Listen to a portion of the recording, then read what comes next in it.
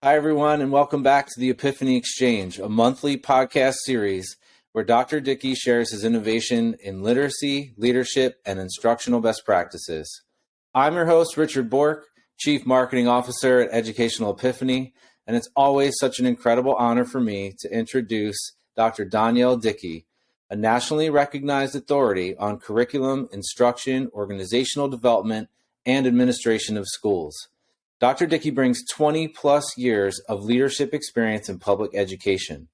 He has authored and published over 35 professional books through his work as the founder and chief executive officer of Educational Epiphany, a leading provider of standards-based instructional resources and groundbreaking professional development. His ideas for school improvement and organizational effectiveness are used to improve the lives of schooling experiences for children all across the globe. So I can't express my excitement more for being back in the studio with Dr. Dickey. Just a really quick announcement about the Epiphany Exchange as we move into the new year. We're excited to announce we'll be doing 12 monthly episodes this year, each of which will be focused on what we've learned from all of you, our listeners. Every episode will be launched monthly and will cover a variety of relevant topics and focus subject areas meant to provide you with supportive content as we've been doing in the past, but we're excited to bring it to you in this new format through video and audio. So stay tuned for our latest upcoming episodes. And for right now, 2023 has already started. So I'd like to welcome Dr. Dickey to the studio, back to the Epiphany Exchange. He's been to over 14 places in the U.S. There's only been 34 working days so far in the calendar year of 2023.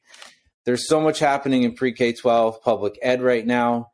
He's been to Arkansas, Oklahoma, Alabama, Kansas City, Virginia, North and South Carolina, back over to Illinois, Tennessee, Virginia, out west to Arizona, and up northeast to New York and New Jersey.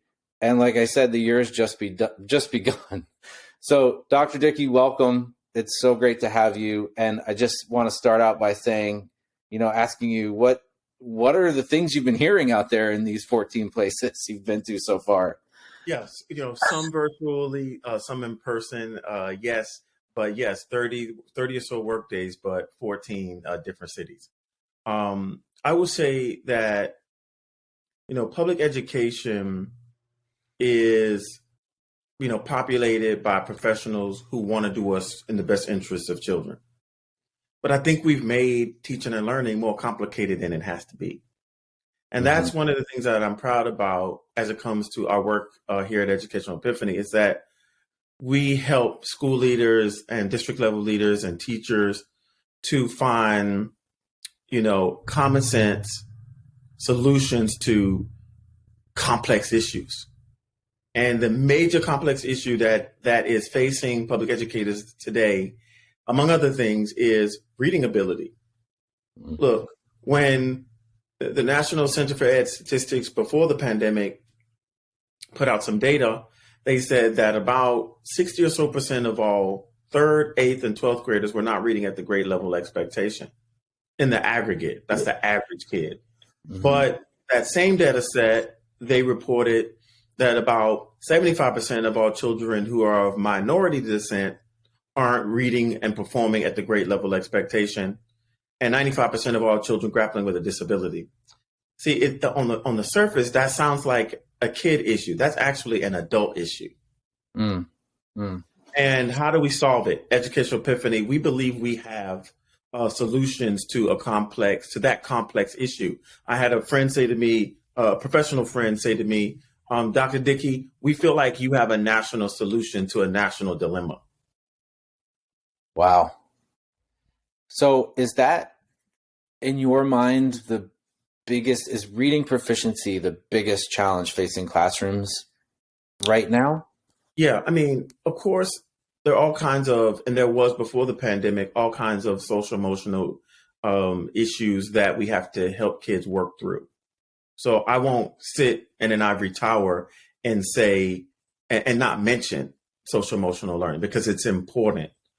But at the same time, so is access to instruction that's characterized by not only understandings of the expectations that are resident in standards, which teachers are accustomed to hearing, but also children need access to literacy instruction that's designed to bring our kids who are on a history or on a trajectory of underperformance to proficiency, foundational literacy skills that will help children who are in the middle of the road get to advanced level status, and instruction design, good instruction that's good enough to push our advanced kids over the advanced to the top of the advanced scale.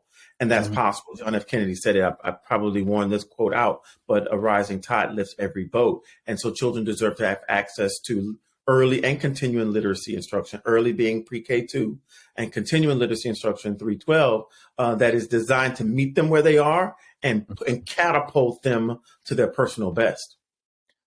So when you talk about this approach and this, this need, based on your experience in public ed, you've had pretty much every position there is to have in a school district, a school building, a classroom, right? Yeah. When you go into a district, how do you approach this need or solve this issue as it relates to the structure of a district, right? You have leadership, and then you have all the way to classroom teachers, then you have parents and communities. So can you talk a little bit about your approach as it relates to those different facets? Yeah, first of all, as a thought partner, it's not your responsibility to talk down to people. Or because you could have a good message, but then the messenger gets in the way of the message. Right. And so a true thought partner does not come in with assumptions. A true thought partner comes in listening intently and asking the right questions. And declarative statements come much later, like recommendations come after listening. Right. And so I believe in a multi-tiered approach to improving student outcomes, that the message we deliver to an important constituency group in schools being the instructional paraprofessional, they should be a part of the professional learning experience, the multi-tiered professional learning experience as should the other groups. So the same message we deliver to instructional paraprofessionals, we deliver directly to teachers. We deliver directly to teacher leaders like coaches and specialists, content leaders, department heads. We deliver directly to assistant principals who, in my opinion, in this country, more often than they should be, are inappropriately used as bouncers. An assistant principal is not a bouncer. They're your next generation of principal. That's right. And that same message needs to go directly to them, also to principals, and also to, district level coaches and instructional leaders, district level principal supervisors, and those who are more senior than the principal supervisors, depending upon the structure of the organization. And we've all played this game where you pass a message through a can, and the original message is distorted by the time it gets to the end of the line, so to say. And so, in the absence of a multi-tiered approach to professional learning, you end up with this train-the-trainer model that we know doesn't work. There's a great deal of empirical research that suggests that passing that message down the can, the message gets diluted. Yep. We see it all the time, right? Absolutely. Right. So as you think about this approach and you do this all the time so well, I see how you talk about this multi-tiered approach and then how you actually facilitate it and make it work. Can you talk about some of those specific strategies that you've put into place as it relates to, okay, you go in and you listen, right? And we really start to diagnose. It's a diagnostic approach. I've heard you say that. Diagnostic and prescriptive, yes. So can you talk a little bit about the prescriptive part of that, Dr. Dickey? Yeah. So I think it's important to visit classrooms in a school or in a district where support is on the horizon, right? And collect anecdotal information about how kids are being served, how language is used, how students' conceptual understanding of language is fortified, how the use of gradual release of responsibility or the inquiry model for teaching, is used to structure teaching and learning and assessment opportunities. take a closer look at how administrators are supporting instruction and how they are, doubling down on what is strong, and explicitly, directly addressing opportunities for growth, not being afraid to sort of like lead with the truth. And leading with the truth doesn't mean being dismissive or rude with folks whom you're coaching. It means loving children enough to be honest with professionals about their contribution to improvements in student outcomes. And I always believe, I've said this many times, I'll say it again here, that everyone wants to hold teachers accountable, but accountability without support is harassment. And everybody wants to hold principals accountable, but you can't throw away the people you have, because the cavalry's not coming. We are the cavalry. And so if you're going to hold a principal accountable for improvements in student outcomes, central office folks, what does your support plan? How does your support plan look? If you're going to hold an AP accountable to be an instructional leader and to be the true next generation of senior instructional leaders in a given district, what is your support plan? And so, Richard, pose your original question again, because I went off on a soapbox. I want to make sure that I fully answered it. No, I loved it. I love it. I think so. We started out talking about your, the approach and how it's a multi-tiered approach.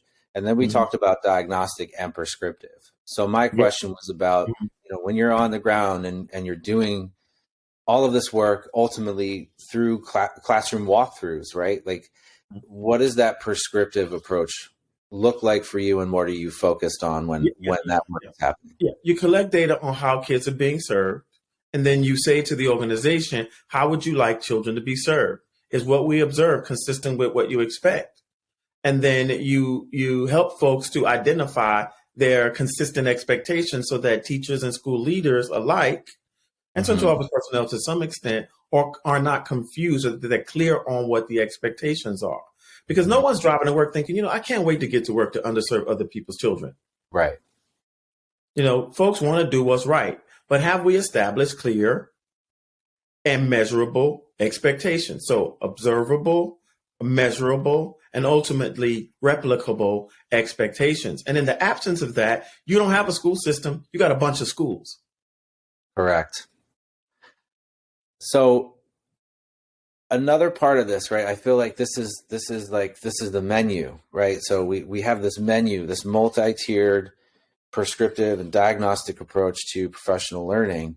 Now, what about the resources needed in schools to support that work and help raise student outcomes? And you've got such a range of student abilities in classrooms and teacher abilities in classrooms. What resources and how do you put resources into that flow of work between that diagnostic and prescriptive approach to professional learning? Yeah, let me go back to something you said, because I want to be clear on something. I don't know, Richard, if we have like I don't want to blame the victim. And so when we think about teachers, you're teaching 25, 30 kids in a 4x4 with emotional needs and diverse academic needs. So when I talk about teachers, I'm real sensitive about that, having been one. I don't know if they have capacity issues. I don't know if we're going to make that their issue. I think we have access issues. Teachers have access issues just like children have access issues. And so if you're going to ask me as a teacher to make brick, you better give me some straw. Right. Which is to your point, your question about do they have access to the right resources? So I'm not going to blame the teacher who's been access starved. Right. I'm going to give them access to resources that they need to get the job done. Okay. So I just wanted to clear that up. Right. No, I love that. Thank you. Yeah. So it depends on what you're trying to accomplish. My answer to your question depends on what you're trying to accomplish in terms of resources. So if you want kids to read, everyone has to understand the formula, or they won't know what resources to ask for. So what is the formula? People are making it complicated. I love Scarborough's rope. It's 1,000 years old, and there's some truth and value in it. Okay, but let's simplify it. Since Mm-hmm. most of the kids in our country, 3rd, 8th, and 12th graders, are not reading at the grade level expectation, what is the formula that everybody needs to understand? I've said it on other podcasts. I feel like since we've been away for a while, I got to repeat it. Mm-hmm. Decoding plus creating meaning is reading. And every resource you look for has to speak to that formula. Mm-hmm. Every resource you approve as a school level leader or district level leader, it has to speak to that formula. So decoding plus creating meaning is reading. Now, what's decoding? It's the relationship between the smallest unit of writing and smallest unit of sound. So then what do teachers need access to who are trying to make brick without straw? They need access to a resource that helps them to expose children to the smallest units of sound and their relationship to the smallest units of writing. So they need phoneme and grapheme resources so that we're not guilty of telling the second grader K, kite, k, because k could be spelled with a C as in cat, a K as in kitten, a CK as in duck, a CH as in school, a CC as in occur, and a QUE as in antique. Mm-hmm. So then what resource do you need? Past kindergarten, children need to know there's more than one grapheme for a phoneme. There's more than one way to write a given sound. And people say, well, Doc, we have foundational literacy resources, and these phonemes and graphemes are embedded. When I hear the word embedded, I think buried. Because I visit classrooms all the time and I see the resources deeply embedded, but they're not at the surface of what we want to give children access to as it comes to early and continuing literacy instruction. Now, decoding plus creating meaning is reading. Now, what's creating meaning? We know that kids read on 2 levels, their independent level and their instructional reading level. Sometimes there's a gap between the two. We don't want a gap. We want independent instructional to match. But we know that in this country, they don't match. For which children? Most children. Mm-hmm. And so how do you teach kids to create meaning at the same rate that they decode? Oh, let me back up. What's decoding? Decoding is the calling out sounds. But we know that calling out sounds is not reading. We've stood over kids and watched them read something. And then we asked them questions about it, Richard, and they couldn't answer. The American teacher experiences that on a regular basis. And it is because they only pronounced or decoded the words. They didn't at the same rate create meaning of the words that they decoded or pronounced. So then what do you need? You need resources that help teachers to understand the most commonly occurring prefixes, root words, and suffixes. So when kids see the word, I don't know, metamorphosis in science, someone can say to them, meta, change, morph, shape, SIS process. Metamorphosis is a process of change of shape. So that kids can decode the word metamorphosis. They see it in writing. They can pronounce it, but they also know what it means. And when children can create meaning and decode or decode and create meaning at the same rate, then they read. That's reading, America. Mm-hmm. That's right, So Dr. Dick. I know I just, I get apostolic here. I get Pentecostal with you. I apologize. Don't apologize. Yeah. So when I think about what you just described, it leads me to my next question, which is, how do you, and you started to answer this when you talked with your example, metamorphosis. So how do you translate this through grade levels and content areas? Mm-hmm. And then I hear you talk a lot about things like performance-based objectives. Mm-hmm. Right. So supporting the teacher and helping that process move through grade levels and across content areas and perspectives. Okay, so let me back it up. What are we trying to solve? Because I don't want to create a fake problem. Mm-hmm. What are we trying to solve? Our children don't read at the grade level expectation. So one of the things that we do in our prescriptive approach is we help everyone understand pre-K2 early literacy. Here's what children need in an explicit way, and here's the level of frequency, and here's the level of duration. But what about kids who've already moved past second grade? Right. You just gonna pass them along? Y'all, that's malpractice. Or do we position ourselves, no matter what grade we teach, no matter what content area we teach, to help children to become more literate? Now, I may in real time have kids read out loud, and when I notice at secondary, when I note 3rd through 12, I notice that they're mispronouncing a word, I stop the press. Right? I stop the instruction and we talk about how you pronounce that word with our new and developed understanding of phonemes and graphemes as a secondary person. Doesn't mean I become a reading teacher, but it does mean I help children become more literate in my content area. And if kids are reading a word and they read it expressionless, that's telling me that they didn't create meaning of it. So then when I ask them questions, they're going to, stumble at the least. Okay. Mm-hmm. So how does this apply to all grade levels and contents? What are we trying to solve? We're trying to help children become more literate. So that then begs the question, like, what are these instructional practices or things that Educational Epiphany does so well to help schools to break a record? Like, we helped Memphis last year, and they followed our recommendations. They've been an F district for an inordinate amount of time, and now they're an A district. So they went from the bottom 5 to the top 25. Wow. We just did 4 things well. And we have examples all over the north, south, east, west, urban, suburban, rural. What do we do? 4 things. Help folks put the learning target on the board. Mm-hmm. The learning target comes from a state standard, but it's not the anthology of the standard. It's a one-sentence statement that is in some way related to the standard and consistent with how kids are going to be assessed at the end of a grade or at the end of a course. So that objective becomes, Richard, a roadmap for daily instruction and a springboard for access to language. What do I mean? It's not just, okay, put the objective on the board and point to it 3 times so that I can get satisfactory evaluation. Yo, that's the game we've been playing for 20 plus years. I played it.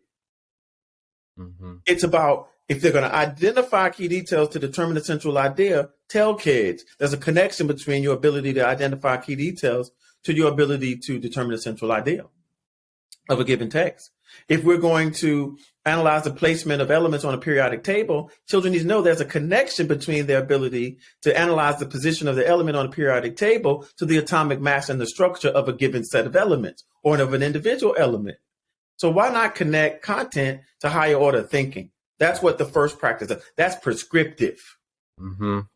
Okay. Now, why is it prescriptive? Because we know kids don't have language. So how can we blame kids for not performing on a standardized assessment and they didn't get access to standardized instruction? Right. Right? Okay. Second practice is take advantage of opportunities to teach kids words. Take full advantage of opportunities to teach kids words. Now, what do these opportunities look like? They look like the following. We come across a text that's written up here and kids' reading ability is down here. What do? Ask kids, and no matter what grade, no matter what discipline, first paragraph, y'all, do you see a word you don't know how to say? Let's talk about it with our understanding of phonemes and graphemes. Do you see a word that you don't know what it means in the first paragraph? Let's talk about the meaning of it. And then what happens for 180 days over the course of a given school year? You close the gap between their instruction and their independent reading level. And you do it one lesson at a time. And it's not in a pullout. It's wherever kids have been pushed in. That's right. Okay. There's more. Gradual release of responsibility. We teach everyone at every tier of the organization to respect the power and the purpose of gradual release of responsibility. And anything that you learn well, you learn through gradual release. So why is our instruction not always characterized by the gradual release of responsibility? I'm not saying, okay, everybody, I'm gonna paint you into a corner. I do, then we do, then you do in pairs, then you do alone, and you can't use any other framework. But that framework, it works if you work it. Could you start a lesson with group work? You could. But children deserve to have access to instruction that's characterized by each of those 4 phases until they don't need it anymore. Mm-hmm. With the exception being science. Science is a inquiry-based content area where you allow kids to be engaged and then explore the scientific concept. And then we explain it to them through lecture or through what they watch or listen to. Then they do the elaborate phase, and then they do an evaluation phase. And then finally, the 4th thing we do in our prescriptive approach, because here's what we know. Here's what I know. People say, well, Doc, we're different in Kansas, or we're different in Texas, or we're different in Virginia. Okay, y'all, I appreciate wanting to be unique. Okay, but children are children. And gradual release of responsibility, I don't care what state you live in, children need access to instruction that's characterized by, I'm going to show you. And then you're going to show me if what I showed you helped you. And then you're going to work with a partner while I work with kids who still need me. And then you're going to work alone. That has nothing to do with state line. Mm-hmm. Absolutely. Okay. And then finally, children need to learn how to write. And so we help everyone in the organization teach children how to write without artifice. Mm-hmm. And then consistent with the state's expectations, consistent with an understanding of text structures, consistent with an understanding of thesis statements. And then finally, as it comes to mathematics classrooms, we teach everyone if you're going to work with kids on a math concept, please give them manipulatives.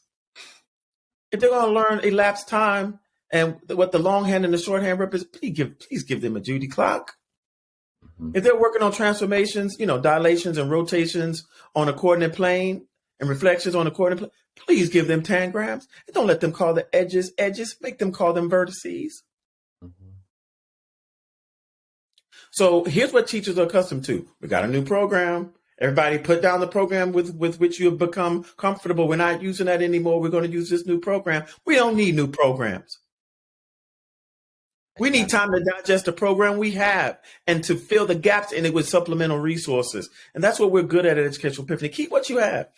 Mm-hmm. But let me show you how to use it effectively in your service to kids. And then what happens? Children meet and exceed expectations because our children are not unintelligent. They're untaught. So I true. know you asked me one question and I pontificated for 35 minutes, but no, I love how you broke down the 4 instructional practices. We've seen, and you talked about the data in Memphis, the impact that we see through those 4 practices and the multi-tiered approach of professional learning and how those things combine and work together and are intertwined. I think I've heard you say inextricably intertwined, right? Yeah. Like that's the meaning and the combination of how we start to see that type of success and outcomes. And absolutely. So, Dr. Dickey, there's something that you've been working on that I don't think our listeners know about yet. Yeah. And it ties into a culmination of a lot of the things that you just shared with us. Mm-hmm. And I'm too excited not to ask you about it. So can you tell us about your newest professional book called Curricular Chaos and, your inspiration behind writing this book? Yes. I'm so glad that this book is finished because I think it's timely. Mm-hmm. And so many people feel, I wish I'd known you were going to ask me about it because I have the cover of it here. I know I'm on video, so y'all excuse me for one second. I'm going to grab the cover of it is so fresh that I still have the workup of the cover on my desktop. So y'all excuse me, I'm out of the frame for a second. I'm going to grab this mock-up cover. So the book is ready to go. But this mock-up cover, I think, is important for me to show it to you in our discussion, in our brief discussion on the book. Okay. So I was all fixed up here. Now I got to get myself fixed up again. Okay. Okay. It's called Mitigating Curricular Chaos. And I think the title is fitting because, the pandemic shed a light on what we already knew, that teachers are working with broken pieces of resources, that administrators are responsible for facilitating multiple initiatives all at the same time. Yo, that's chaotic. Mm-hmm. We're serving social emotional needs in a way that we've not had to in the past. And at the same time, folks are still expecting growth and proficiency. Yeah. And we adopt curricular resources in October and people don't get time with them in June, July, and August before they have to teach from these resources with that famous word we use in public ed that I despise, fidelity. And so the name of this book is Mitigating Curricular Chaos. Because this is what people feel like who are serving in our schools. They feel like they're being pulled in a bunch of different directions, none of which are a straight line. Mm-hmm.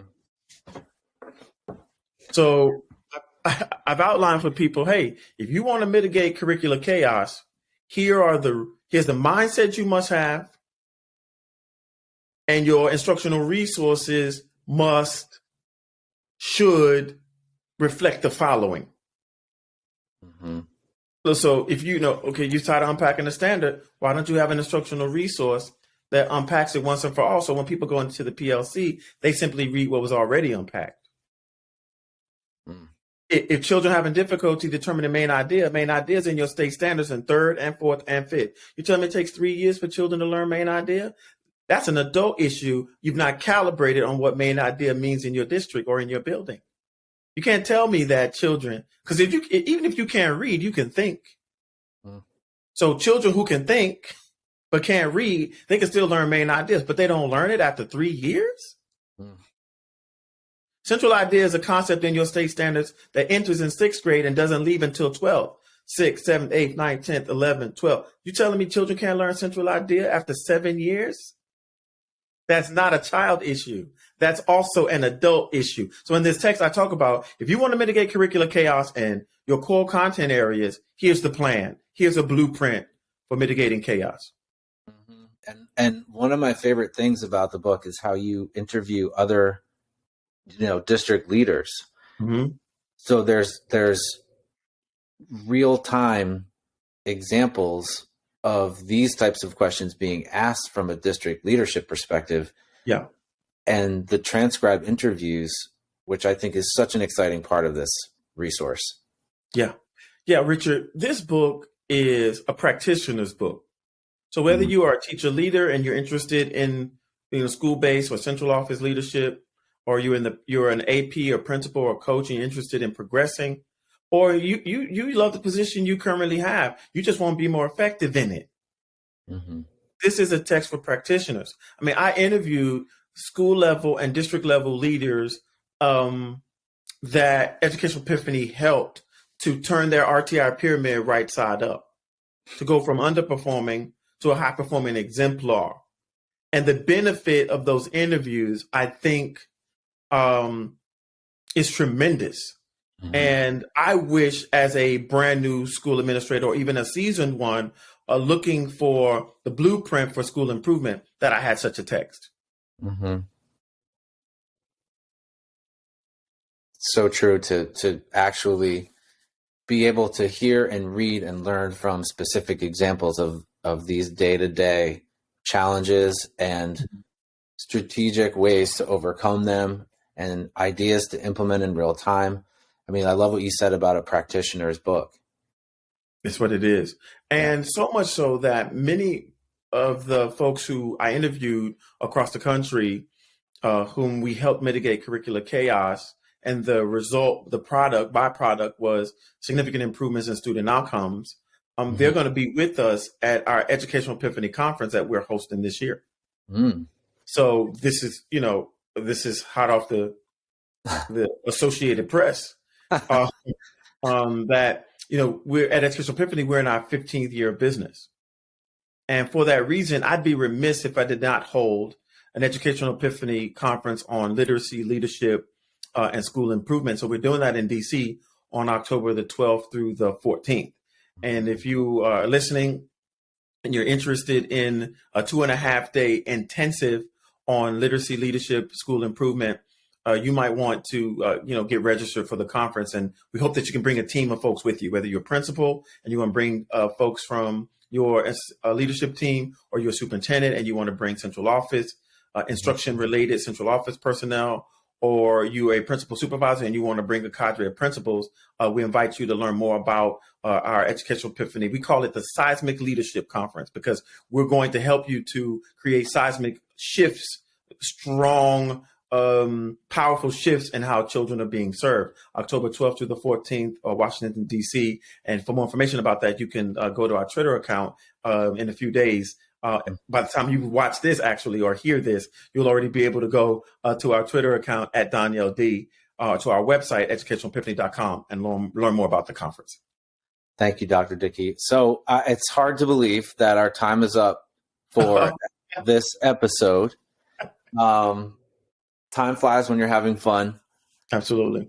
Yeah. And you beat me to it about the Seismic Leadership Conference, which I love because we're also excited about it here at Educational Epiphany. But Dr. Dickey, is there anything else, any parting words for our listeners for this most recent episode? And then I can, I'll sign everybody off and we can talk about what's next and what they can expect from the following episode. Yeah. Look, we're at a time in public education that is critical for the continued success of what we know as public ed. Mm-hmm. This is a critical time. And people who would take public education and break it apart and make it something that it was never intended to be, they're standing in the sidelines waiting. Mm. And so I don't believe in closing schools just to close schools or consolidating just to consolidate. Fix them. Fix the quality of the seat that we provide to the community. Mm-hmm. And so that's what Educational Epiphany, that's what we do. We're not going to throw the seats away. We're going to help you fix them. That's right. Because there are real children in real time sitting in real seats. And politics has never made public education better. What makes public education better? People who agree on what is in the best interest of kids, and they decide what we're going to do first. Have we done that well? Can we do that better? Now, what are we going to do next? And I think what we try to do is too many things first. And so I would love to be able to partner with you, big or small, in person or virtual, to help you decide upon the small number of levers that you can pull to improve the quality of what children are receiving in classrooms every day. That's powerful, Dr. Dickey. Thank you. And thank you to all of our listeners again for joining us on episode 5, the first episode of the 2023 calendar year. Don't forget to visit educationalepiphany.com, where you can get your copy of Mitigating Curricular Chaos, and also learn about all of our other pre-K-12 instructional resources and high-impact professional learning. Our impact data is up there. We've got lots of videos, and we'd love for you to join our community if you aren't already a part of it. Also, you can follow us on Twitter at DonnieLD. We're on Facebook and LinkedIn, and you can reach out to us at any time at educationalepiphany@gmail.com. So stay tuned for episode 6.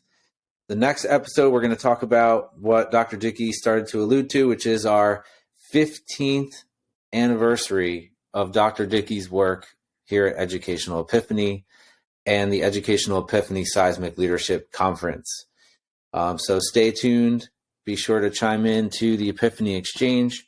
The video version of this podcast is now available on our YouTube channel, and also on our normal Spotify, iTunes, and Buzzsprout podcast. So thank you, everyone. Thank you, Dr. Dickey. This has been a really exciting episode, and we can't wait to get back in touch with you and continue this dialogue with you every month on the Epiphany Exchange for 2023. Take care, everybody.